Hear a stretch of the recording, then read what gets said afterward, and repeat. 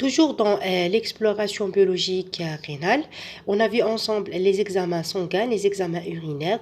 Maintenant, on est arrivé à la dernière partie, c'est l'exploration fonctionnelle rénale spécialisée qui comprend deux volets, l'exploration de la fonction glomérulaire et tubulaire. Pour explorer le glomérule, on doit mesurer le débit de filtration glomérulaire, ce qu'on appelle le DFG.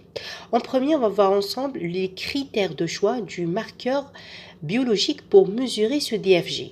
Donc, la substance, elle doit être librement filtrée par le glomérule, non métabolisée et ne doit pas être ni réabsorbée ni sécrétée par les tubules, facilement dosée dans le sang et urine, non toxique en cas d'utilisation des substances exogènes et ne pas avoir d'action, ne fixe pas sur les protéines plasmatiques.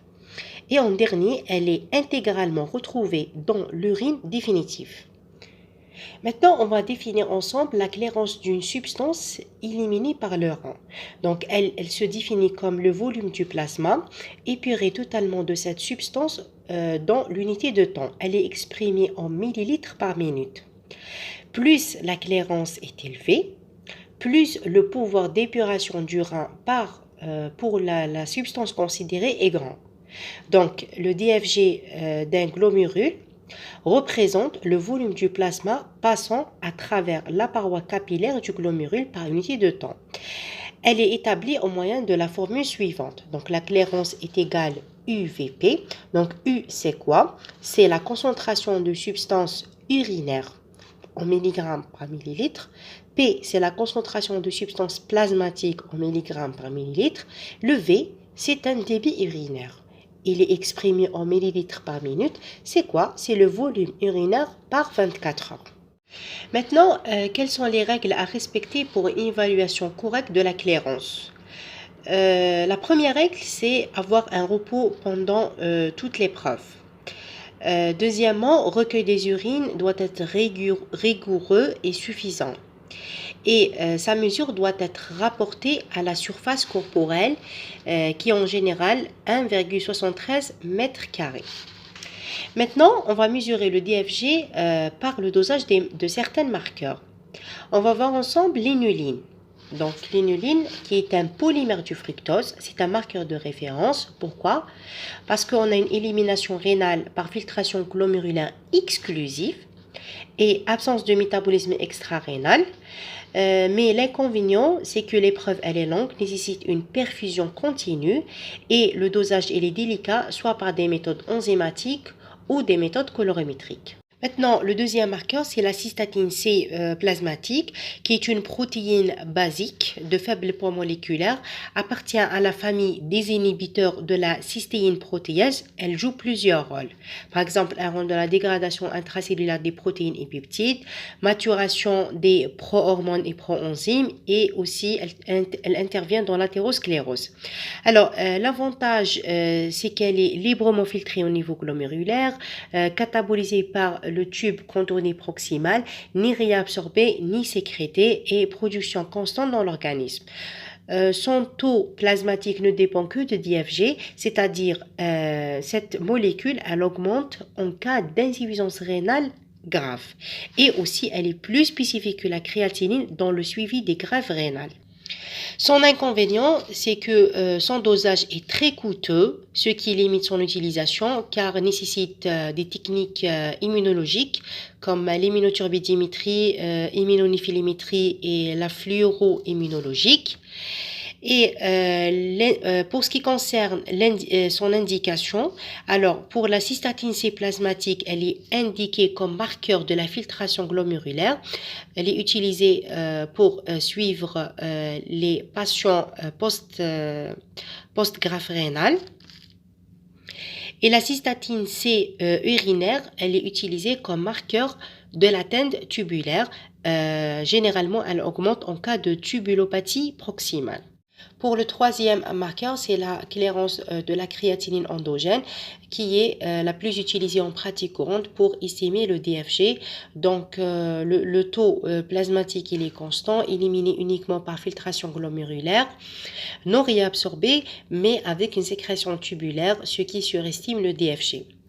Alors, ça mesure l'examen de base de l'exploration fonctionnelle rénale. Elle permet d'affirmer l'intégrité de la fonction rénale ou de mesurer le degré de déficience fonctionnelle au cours d'une insuffisance rénale. Alors, plusieurs formules ont été utilisées pour estimer le DFG grâce à la créatinine. On commence par la formule classique. Donc, le DFG, c'est UVP, donc ce qu'on a vu tout à l'heure. Les normes, c'est 120 plus ou moins 20 millilitres par minute par 1,73 mètres carrés. Donc, il faut savoir que les normes ont été calculées pour une surface de 1,63 mètres carrés. C'est pourquoi il faut toujours corriger la clairance. Donc, comment on corrige la clairance? Par cette formule. Donc, la clairance corrigée est égale à la clairance calculée fois 1,73 sur la surface corporelle en mètres carrés. Et la surface corporelle, elle est calculée grâce à cette formule de Mosteller qui est la plus utilisée. Donc, c'est la racine carrée de la taille en centimètres fois le poids en kilogrammes sur 3600. Maintenant, quelles sont les conditions à respecter? Recueil des urines de 24 heures. Sujet doit boire 2 litres d'eau au minimum. Conseiller le repos pendant la période de recueil. Bien chiffrer la durée et connaître le poids et la taille, bien sûr, pour calculer la surface corporelle. On passe maintenant à la deuxième formule, qui est la formule de Cockcroft-Décolt. Donc, la clairance est égale à 140 moins l'âge en année fois le poids en kilogrammes sur la concentration de la créatinine sanguine en milligrammes par litre fois 7,2 fois 0,85 si c'était une femme. Cette formule, elle présente certains avantages, c'est qu'elle nous évite le recueil des urines de 24 heures, elle corrige les variations de masse musculaire liées à l'âge, le poids et le sexe, donc une bonne estimation, c'est pour ça elle est la plus utilisée. Et bien sûr, pour corriger la clairance, donc on doit multiplier la clairance calculée fois 1,73 sur la surface corporelle. Comme toute formule, elle présente certaines limites. C'est qu'il y a une surestimation chez l'obèse, dont l'IMC est supérieur à 30 kg par mètre carré. Chez l'enfant, la femme enceinte et l'origine ethnique non prise en compte. Surestimation chez le sujet âgé supérieur à 75 ans et elle est non indiquée chez l'insuffisance rénale. Maintenant, pour la troisième formule, c'est la formule de MDRD. Donc, la clairance est égale 186 fois 3 fois 186,3 fois la concentration de la créatinine sanguine en micromoles par litre sur 88,4 puissance moins 1,154 fois l'âge en année puissance moins 0,203. Et fois 0,742 si c'est une femme, ou bien fois 1,212 c'est la race noire. Il faut savoir que cette formule étant déjà ajustée à la surface corporelle, du coup, ce n'est pas nécessaire de connaître la taille et le poids. L'avantage de cette formule, c'est qu'elle tient compte de l'ethnie, elle estime mieux le DFG en cas d'atteinte rénale, en cas d'insuffisance rénale avec un DFG inférieur à 60, mais l'inconvénient, elle est non fiable en cas de masse musculaire anormale, en cas de malnutrition sévère et obésité morbide, âge extrême, sujet âgé ou enfant, chez la femme enceinte, paraplégie, tétraplégie, sujet traité par cimétidine. Pourquoi? Parce que la cimétidine, c'est un antihistaminique. Il est indiqué dans le traitement de l'ulcère gastro-duodénal et le reflux gastro-œsophagien.